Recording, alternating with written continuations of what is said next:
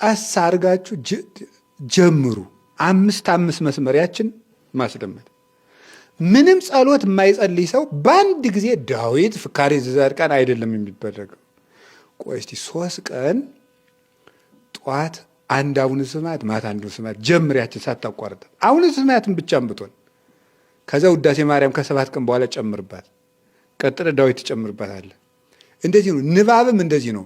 አንድ ጊዜ በደንብ አንባቢነት ይወጣናል ሳምንት። መልሰን ደግሞ ነፍስን ማስለመድ ነው እንጂ በአንድ ጊዜ ማስጨነቅ አይደለም።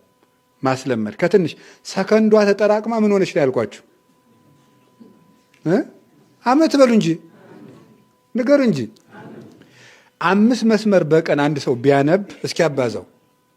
በቀን 5 መስመር መጽሐፍ ቅዱስ ቢያነብ አንድ ሰው አባዙት እስኪ አባዛ። በአመት 365 በአመት ማለት ነው